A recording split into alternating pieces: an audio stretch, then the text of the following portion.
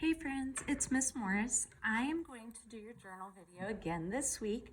We are going to be looking at one of my favorite units. It's input-output tables. I think they're super fun. They're kind of like a puzzle. And so you're going to need these two pages, right? The creating a table. And then here's this one too that has a problem solving pattern thing to look at. You're going to need your notebook and a glue stick. Okay, so, and it's an easy fold this week, but let's start with this page where it says creating a table. Okay, and it says tables, and we're going to write a couple bullet points. Tables help to solve problems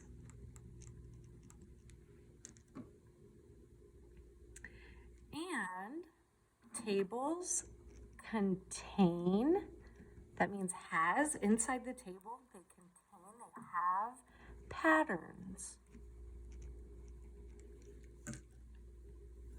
Okay. So, when we're talking about this type of table, we're talking about goes in as one thing, the rule processes it, and then it comes out as another. So we have whatever it is over here, which we'll look at some in just a second. That's the input, right, on this side, or data, okay? And then over here, the rule, right, processes whatever we put it in as, and then it comes out as something new. That's our output, which is also data, right? Okay, so we're going to set this page aside, and we're going to look at this page. So we're going to start with this problem, and it says Cole is making paper frogs for an experiment. He needs 4 frogs for each time he tests his theory. For each time. 4 frogs each time he tests his theory. Okay? His teacher requires him to have 5 tests. How many frogs must he make? Use the table to organize your data. So we're going to come over here. Our input, what it goes in as, is the number, that's what this little hashtag means, number of tests, okay? That's the number of times he's going to test it. And this is the input, right? The output is the number of frogs, okay? So if Cole tests one test, he needs 4 frogs, right? Okay, so if he has 2 tests, remember it said here 4 frogs each time, 1 test, 4 frogs.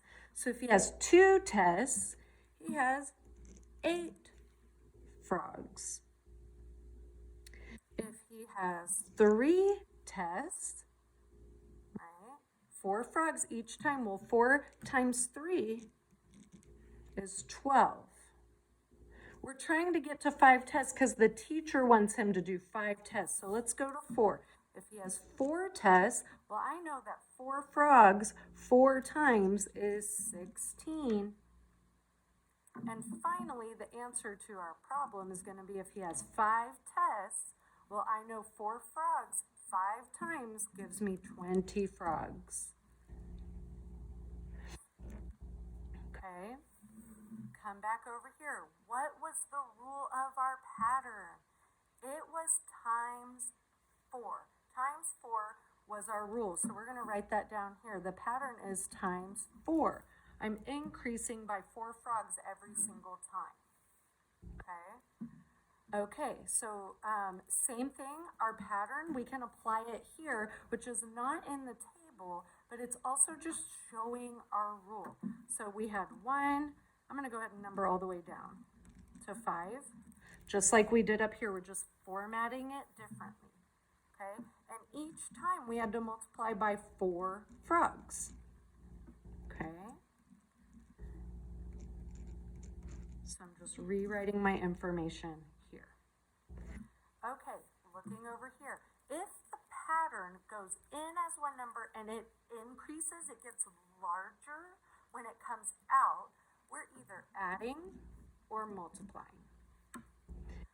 If it goes in as one number and it comes out smaller, we're either subtracting or dividing.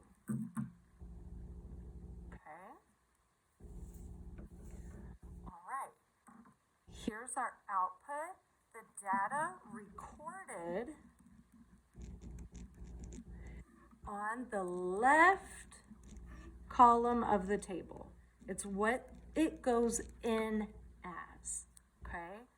And the output is a numeric, that means a number, numeric value related to the input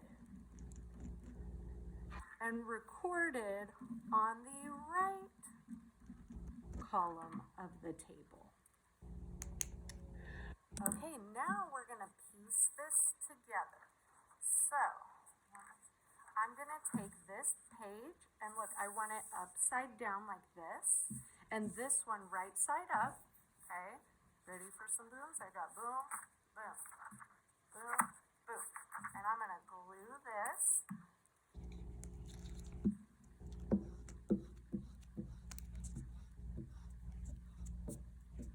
Okay. And I'm going to take this one, boom, boom, boom, boom, right? Put some glue on that, because remember, glue sticks to glue stick glue. And I'm going to line them up like this. Okay. So the problem is right side up. Okay, boom, boom, boom. The title looks upside down, but it's not going to look upside down for long. Take the top of your paper. You're going to fold it down like this. And crease. That's it. So when you open it, boom, boom, boom, boom. Okay? In your notebook, right? Whatever page Ms. Rodriguez wants you to glue this on, let me show you how you're going to glue it. Because you don't want it sticking out like this, so you're going to do it up and down. Okay? Up and down. Like this. All right? So I'm going to glue that. Glue on my page, up and down like this, and we're done. Bye, guys.